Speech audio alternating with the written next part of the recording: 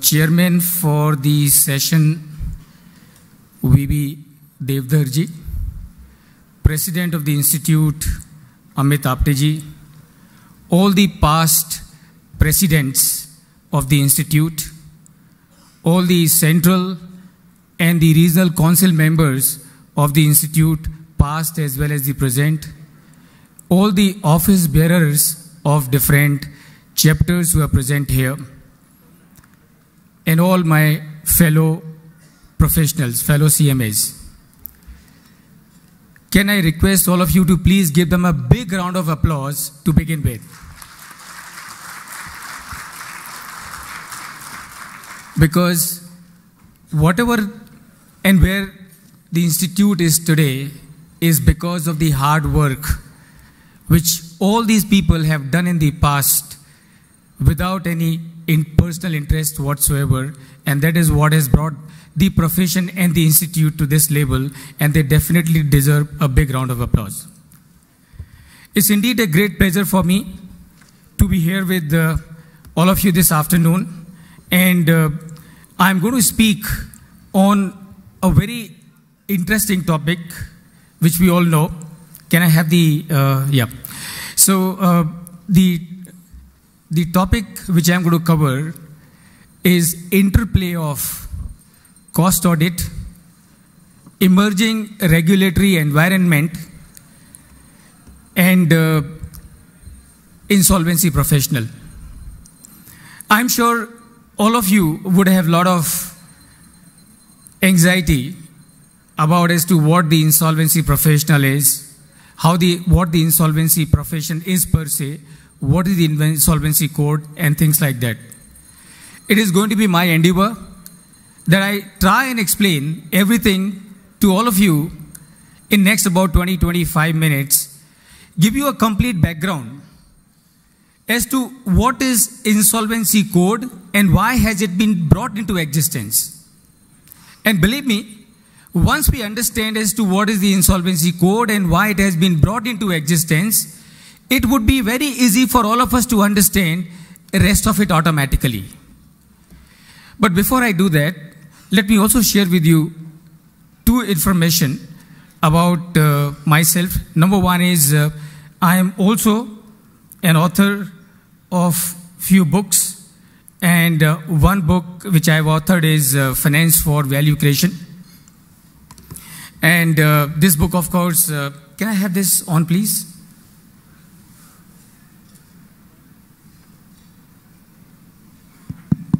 Yeah, it's okay? Okay, fine, thank you. So I thought I would also share with you something about myself, and that is, this is the book that I have authored, and this book is of course available today on Amazon and Flipkart.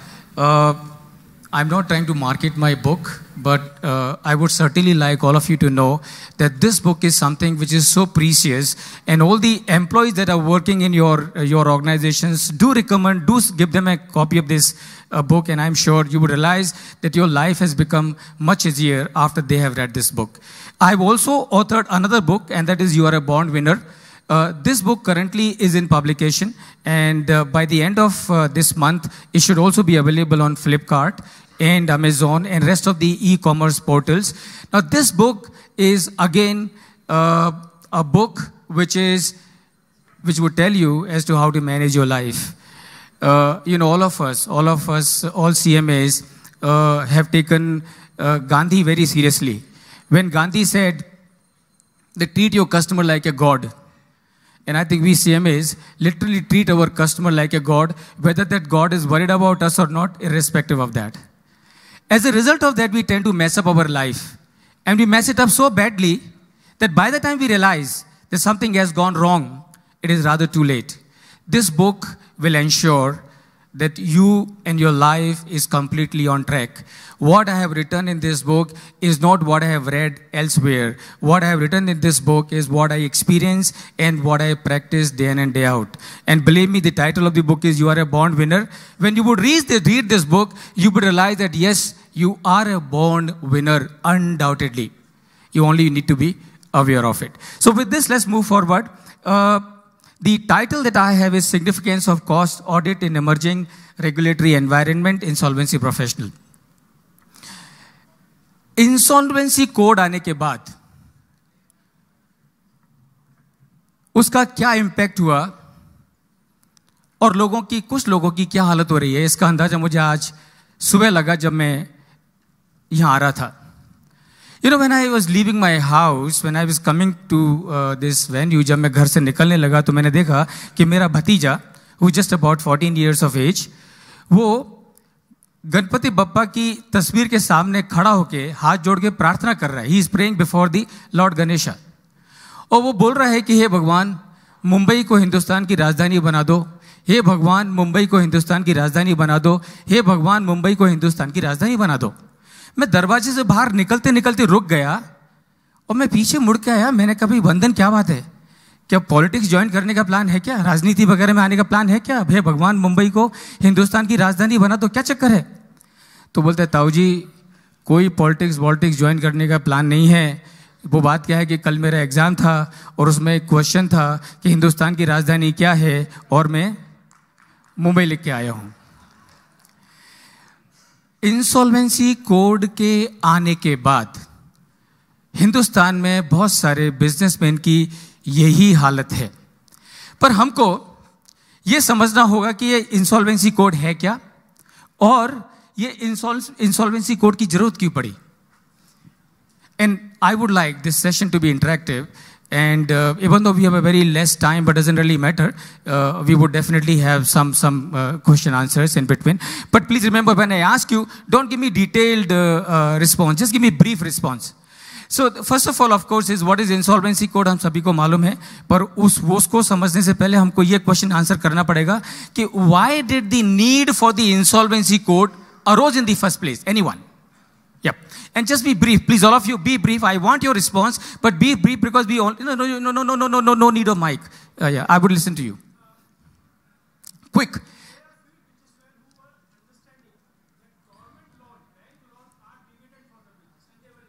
Okay, is that very good? Very good. Very good. Two more. Ease of doing business was not there. Okay, very good. What else? Yep. Free entry was there in the business, but free exit was not there. Very good. One more. Yeah, last.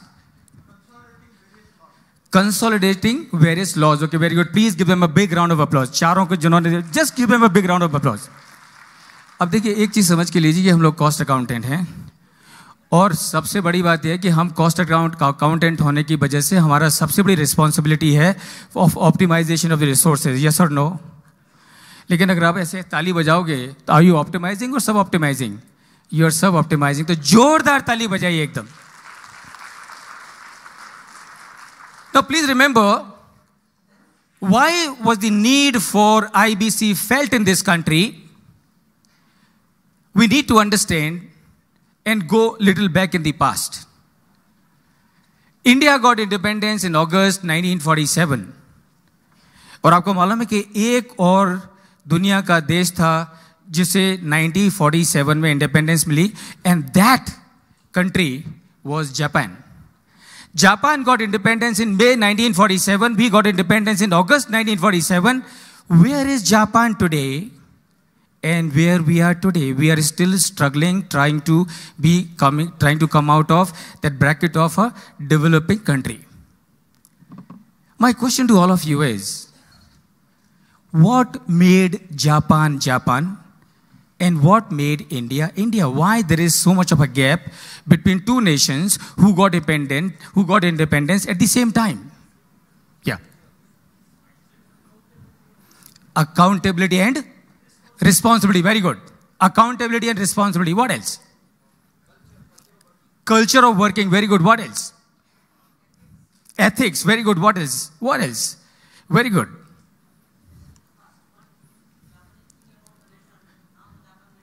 Very good.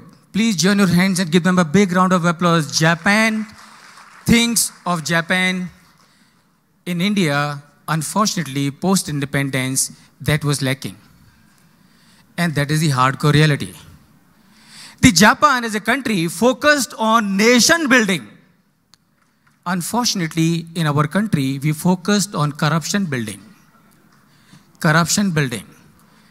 deliberately, knowingly, unknowingly in this country, corruption was promoted. In Japan, nationalism was promoted. And that is why you had a situation that Japan is today making metros, and we are buying metros from Japan. So the one reason that we need to understand is why did the need for IBC code arose? The need for IBC code arose because of the culture. Because of the culture, Japan built the culture of patriotism, nationalism. In India, unfortunately or incidentally, knowingly or unknowingly, what we promoted in this country, corruption. And that is why the need arose for the insolvency code to happen. If I ask you to give me an example of excellent teamwork, can you give me something, some example of excellent teamwork?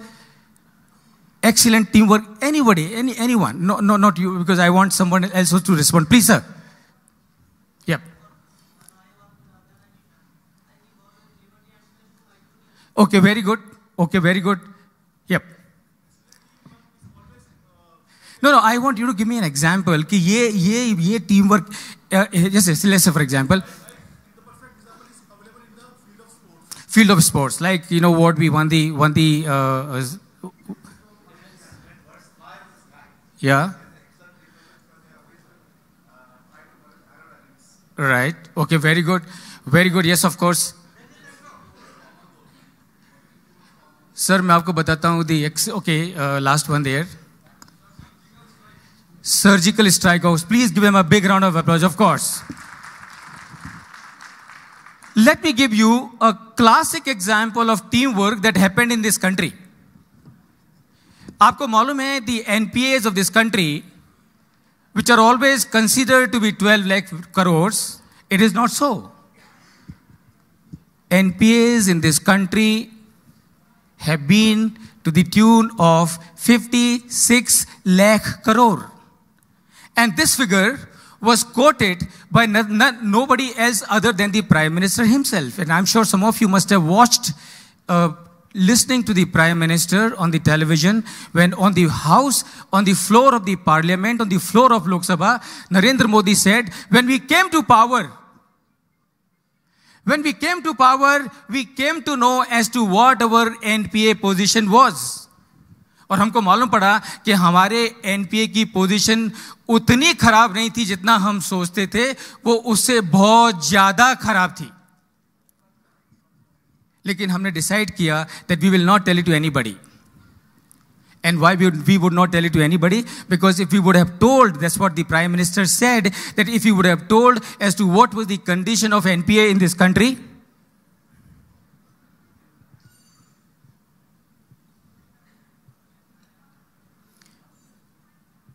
can't read it.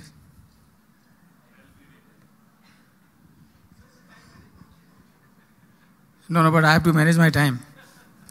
So he told that if he would have told rest of the world as to what our position was, nobody would have come and helped us.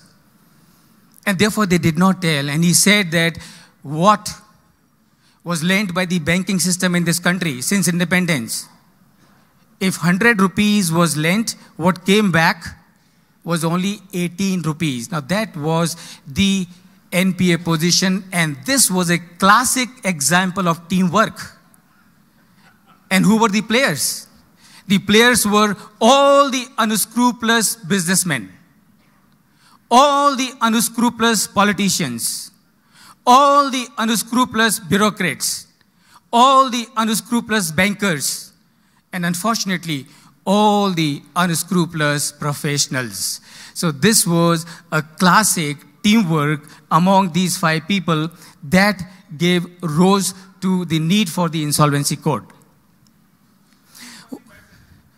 Yeah, it was in a bad sense, but it was a classic example. They did so good that they brought the country to a brink where we were about to be declared once again as insolvent.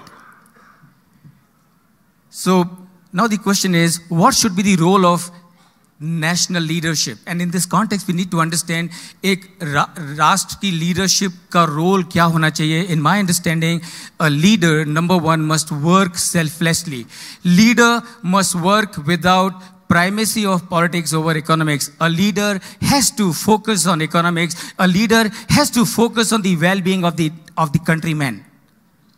And that is what brought the Insolvency Code. I'm sure we all have heard socialism, communism, and capitalism. If I ask you, which is the best out of these three, what would be your answer? Mixed economy, right? So please remember, socialism is not bad, but socialism without accountability is dangerous. Communism is also not bad, but communism without sense of contribution is equally dangerous. Capitalism is nothing wrong with the capitalism as well, but please remember, capitalism also without regulation is dangerous. So basically what we need mixed economy, and that is omniprosperitism. And it is keeping in view the need for the omniprosperitism, this government thought to bring out the Insolvency Code. And what is the purpose of the Insolvency Code? The purpose of the Insolvency Code is, for all these years, a matter will go to the court and it will remain in the court for decades. Nothing will happen. What was the damage? I am aware you are getting interrupted, but all the members definitely deserve to hear from you the whole day session on the subject, I am aware. Just for making the other speakers also available to the, I am just requesting you to please make short as possible. Okay. Thank you, Mr. Chairman. I will, how much time do I have? Just 5 minutes. 5 minutes? Okay, fine. So we need omniprosperitism. So the government has brought the Insolvency Code with an objective that all the assets which are locked otherwise in NPAs are either turned around and made the part of the economy, or if that doesn't happen, then let them be liquidated.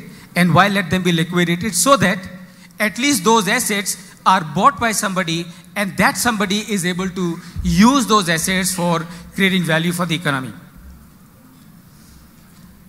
What are the processes under IBC? The first process that we have under IBC is insolvency resolution process. Time is 5 minutes, so I have to really rush now. See, that is what exactly I am going to do. But remember, unless and until I give you the background, you will not be able to. Please understand, cost audit is important, beyond doubt. No question asked. But you need to understand the background of the insolvency, because unless you know that, you will not be able to link it up. I hope you understand my point. So how these processes work, what is the role of an IP? IP, of course, becomes the de facto chief executive officer. How we professionals should look at IBC, who is a profession, and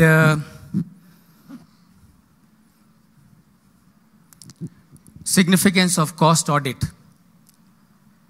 Now, under the code, please remember, there is no provision specifically mentioned for any statutory cost audit to be done.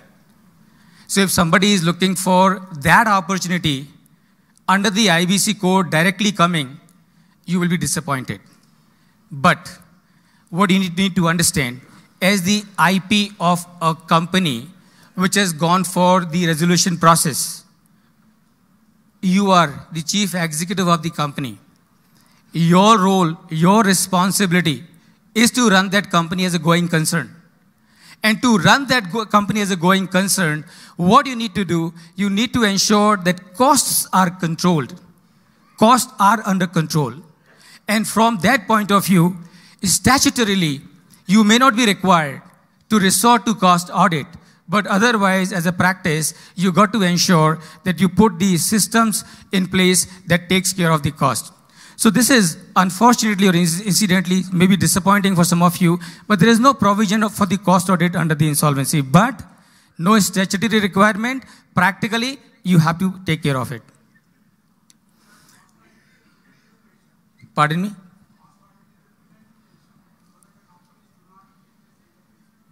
Can you speak a little louder?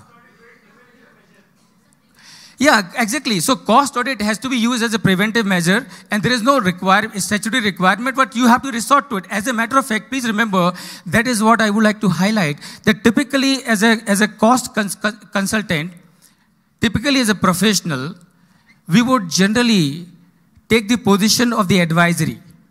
But IP puts us into the driver's seat. That means, as a consultant, we may be responsible to give an advice to someone as to how he should run the company.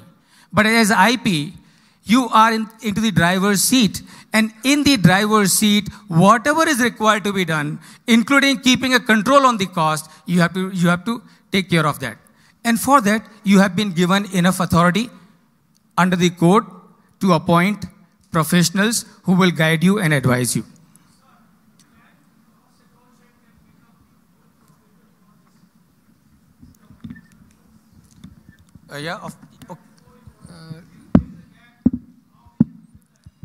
Let us postpone the question answer a little bit. Let him complete the presentation, and that too in just a couple of minutes. We'll Chairman sir, with your permission. We'll do that. This question is relevant, so let me please take it. Your question is, can the CMAs become good IPs? Definitely. Definitely, undoubtedly. But please remember, there is no special advantage that we have. Let's be clear about it. So as a cost accountant, you can definitely become a good IP, but it does not mean that a lawyer or a chartered accountant or a company secretary cannot become. What you need to understand is, as an IP, it is not your knowledge and understanding of costing which is going to make you a good insolvency professional. It is your leadership which is going to make the difference in you becoming a good, successful IP. And that is what is the point that I would like to highlight. I hope I have answered your question correctly. Very good. So how we professionals should look at IBC and who is a professional. And this, I think, I would like to share with you.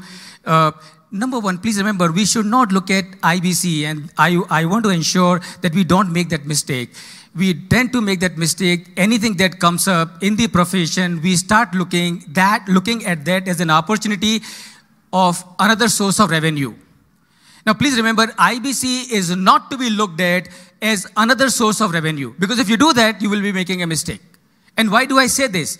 I say this because IBC is an opportunity for every one of us to make the direct contribution in the economy of the country.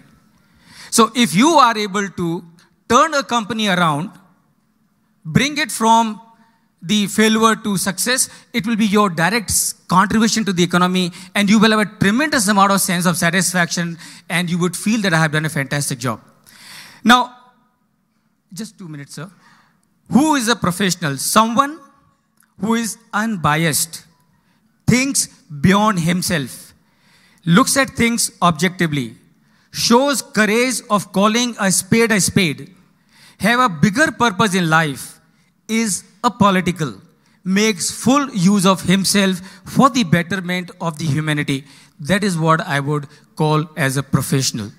Now the question is, of course, this IBC has made impact on the economy already. For your information, 2 lakh crore of the bad money is already back into the system as a result of the IBC. So 2 lakh crore already system mein वापस आ चुके हैं. Companies like SR Steel, who is promoter, let the company become an NCLT company. But once it was successfully bid by ArcelorMittal, have now offered, the Ruyas have offered that we are prepared to pay 54,000 crore, don't take our company back. That is the impact of insolvency code on the economy. So what difference we CMAs can make as insolvency professional? I will tell you a very small story, and then we'll close it. So ये बहुत important है कि as an insolvency professional, what impact can we make as CMAs? What impact can we make? समुद्र के किनारे एक आदमी समुद्र की लहर के साथ मछलियाँ आती थी। ये आदमी मछली को उठाता था और उठा के पानी में फेंक देता था। एक आदमी उसको देख रहा था, उसे रहा नहीं गया और उसने कहा, ये आप क्या कर रहे हो? आपको क्या लगता है कि बार बार मछलियां फेंकने से आप पूरी दुनिया को बदल दोगे?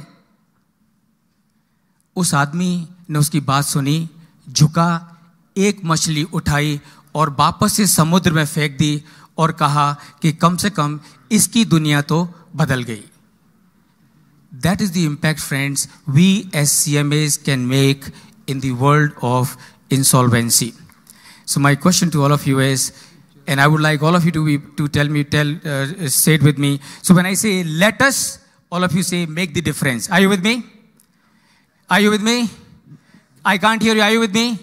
So when I say let us, all of you say make the difference. Let us. आपको लगता है आप डिफरेंस कर पाएंगे? थोड़ा दम तो दिखाओ, तब डिफरेंस पैदा करोगे। अगर दम ही नहीं दिखेगा तो कहां से डिफरेंस पैदा करोगे? Once again, let us. Hold on. एक काम करते हैं, थोड़ा सा डिवीजन करते हैं।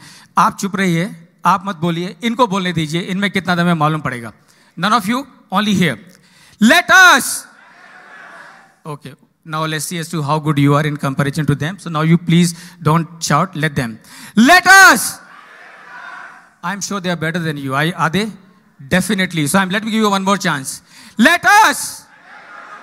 Very good. Now you seem to be on the same footing. So now both of you put together 3 times. We'll do it. Remember, as professional, please understand this is very, very important. CMA's profession is not to earn the living. CMA's profession is to make the difference on the economy of this country. And unless and until we do something to make that impact on the economy of this country, remember, we will never have the satisfaction of being a professional. And for that to happen, it has to be every part of our cell. तो इस बार जब मैं बोलूंगा, आपकी आवाज इतनी तेज होनी चाहिए, आपकी आवाज इतनी तेज होनी चाहिए कि दिल्ली नहीं बल्कि दुनिया की सारी राजधानियों तक पहुंचे। Are you with me? Let us. Let us. Let us. Thank you so much.